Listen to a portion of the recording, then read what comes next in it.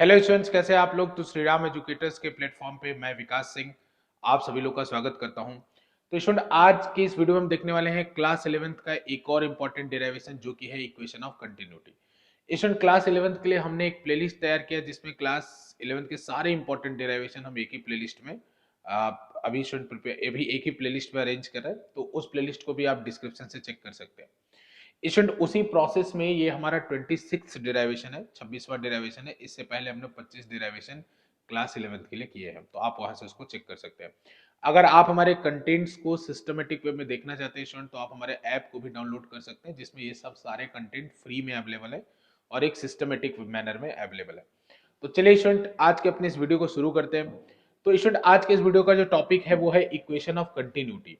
तो equation of continuity का मतलब क्या होता है? इक्वेशन ऑफ कंटिन्यूटी का मतलब होता है स्टूडेंट कि amount of mass entering into a pipe in a time interval is equal to the amount of mass leaving the pipe in same time interval. तो यानी एक तरीके से मैं ये बोल रहा हूं कि एक कंजर्वेशन ऑफ मास के ऊपर ये प्रिंसिपल बेस्ड होता है। तो चलिए अभी हम इसको बना के देखते हैं स्टूडेंट कि कैसे इसका डेरिवेशन होता है और क्या इसका फिजिकल सिग्निफिकेंस होता है। तो स्टूडेंट, कोई भी एक जनरल से आप पाइप ले लीजिए। तो इस तरीके से हमने एक पाइप ले लिया। तो स्टूडेंट, यहां पे होगा क्या कि इसके अंदर लिक्विड यानी पानी मान लीजिए इस तरफ फ्लो कर रहा था ऐसे करके, ठीक है स्टूडेंट। और यहां का जो एरिया था, यहां का एरिया था A1 और यहां पे जो वाटर का स्पीड था स्टूडेंट वो था V1। जिसे वाटर इंटर कर रहा है वो है V1, ठीक है। यहां पे स्टूडेंट एरिया है A2 और जिस स्पीड से वाटर बाहर निकल रहा है वो है V2, ऐसा, ठीक है ना। क्योंकि स्टूडेंट अगर पाइप की विड्थ को आप बढ़ाएंगे तो स्पीड बदल जाएगी। आप जानते हैं अगर पाइप का विड्थ अगर आप चेंज करेंगे, रेडियस को चेंज करेंगे, तो जो फ्लूइड की स्पीड होती है वो चेंज हो जाती है। तो स्टूडेंट देखिए, डेल्टा टी टाइम में कितना वॉल्यूम एंटर करेगा पहले हम ये देखते हैं। तो स्टूडेंट, यहां पे वेलोसिटी है V1, तो डेल्टा टी टाइम में कितना लेंथ का वाटर कवर होगा, कितना लेंथ का वाटर कवर होगा, तो जो इसमें आएगा, ठीक है ना। तो स्टूडेंट, ये वाला लेंथ कितना होगा? डेल्टा टी टाइम में V1 की स्पीड है तो डेल्टा टी टाइम में ये लेंथ कितना होगा? V1 into delta t. तो स्टूडेंट ध्यान से देखिए, तो ये एक सिलिंड्रिकल छोटा सा हिस्सा आएगा लेकिन ये सिलिंड्रिकल होगा, समझ रहे ना, इस तरह से सिलेंडर होगा।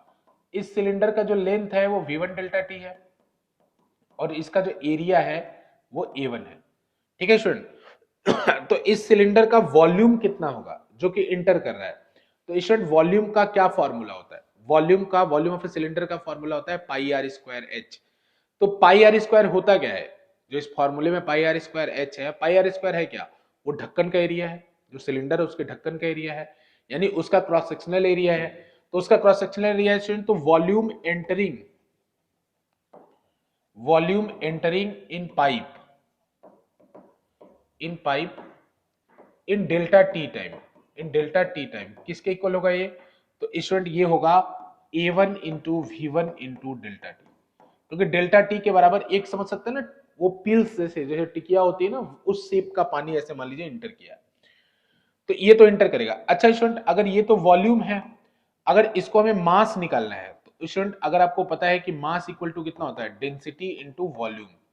तो अगर मुझे मास निकालना है कि मास entering per second per in mass entering into the pipe, mass entering in delta t time, है ना, मास डेल्टा टी टाइम में कितना एंटर करेगा? तो स्टूडेंट रो से मल्टीप्लाई कर दो, तो यहां से आपको कितना मिलेगा? रो इंटू मास कितना एंटर करेगा? Rho into A1 V1 into delta t. ये तो हो गया यहां इधर की बात। सिमिलरली स्टूडेंट, जब दूसरे साइड जब लिक्विड बाहर निकल रहा होगा, ये वाटर बाहर निकल रहा होगा, तो उस समय भी इस तरह से एक सिलेंडर बनेगा डेल्टा टी टाइम में। मान लीजिए डेल्टा टी टाइम में इतना वॉल्यूम वाटर का बाहर आ गया, ठीक है ना, इतना वॉल्यूम वाटर का बाहर आ गया। तो स्टूडेंट याद रखिएगा, ये काल्पनिक सिलेंडर बनाया गया, ये वाटर का सिलेंडर है। तो इस सिलेंडर का लेंथ कितना होगा स्टूडेंट? इस सिलेंडर का लेंथ होगा V2 इंटू डेल्टा टी। तो हम डेल्टा टी टाइम में देख रहे हैं, और यहाँ स्पीड कितनी है? V2, और यहाँ का एरिया कितना है? A2, ये A2 है। तो यहां सिमिलरली अगर हम निकालेंगे वॉल्यूम लीविंग इन डेल्टा टी टाइम कितना होगा स्टूडेंट? डेल्टा टी टाइम, तो ये वॉल्यूम आएगा स्टूडेंट आपका A2 into V2 into delta T. Similarly student अगर हम मास निकाले, जैसे हमने पीछे निकाला था, मास निकाले तो मास कितना आएगा? तो मास आएगा student rho into A2 into V2 into delta t. ये मास इतना इतना लीव कर रहा है पर सेकेंड और इतना ही मास पर सेकेंड इंटर कर रहा है। तो according to the conservation of mass, according to the conservation of mass, क्योंकि पाइप पानी को स्टोर नहीं कर सकता, जो पानी अंदर आएगा उसको बाहर जाना होगा। तो according to the conservation of mass they both should be equal. तो इसमें लिख देंगे यहीं पे कि अकॉर्डिंग टू, देखिए ये दो पार्ट में है, कंफ्यूज नहीं होना, पहले आपको ये वाली चीज नोट करनी, ठीक है ना। अकॉर्डिंग टू, फिर ये वाली, according to conservation of mass, according to conservation of mass. Student conservation of mass से आप क्या लिख सकते हैं इसको, कि ये दोनों इक्वल होगा, ρ1 A1 into V1 delta t will be equal to ρ2 V2 into A2 delta t. तो दोनों को इक्वेट कर दीजिए, तो rho into A1 into V1 delta t is equals to rho into A2 into V2 delta t. ठीक है student, क्योंकि density तो दोनों जगह सेम रहेगा, क्योंकि डेंसिटी तो वाटर का ही है, तो जो डेंसिटी यहाँ रहेगा वही डेंसिटी दोनों जगह रहेगा। तो रो से रो आप कैंसिल कर दीजिए और डेल्टा टी से डेल्टा टी कैंसिल हो जाएगा स्टूडेंट। तो यहां से क्या मिलेगा, A1 V1 बराबर A2 V2, A1 V1 बराबर A2 V2। यहां से पता चला, यानी इनडायरेक्टली मैं बोल सकता हूं स्टूडेंट कि इसका मतलब हुआ कि अगर कोई भी पाइप है तो उसके लिए ये लिखा जा सकता है, जो मैं अभी लिखने वाला हूं, कि A into V is equals to constant, A into V यानी product of area and speed is constant. यहां से हमें ये पता चला, इसका मतलब क्या है student, product of area and speed is constant, इसका मतलब क्या है। तो जब दो नंबर का प्रोडक्ट कांस्टेंट है तो एक को बढ़ाएंगे तो दूसरे को घटना होगा, जब आप एक को बढ़ाएंगे तो दूसरे को घटना होगा, क्योंकि एरिया इंटू स्पीड का जो प्रोडक्ट है वो कांस्टेंट है। तो स्टूडेंट मान लीजिए आपने ऐसा देखा होगा कि जब आपको अपने बाइक को, अपने कार को धोना होता है तो आप पाइप को पतला करते हैं, ऐसे दबाते हैं तो उससे पानी तेज निकलता है कि नहीं। तो आपने जब एरिया को कम किया तो स्पीड बढ़ गया।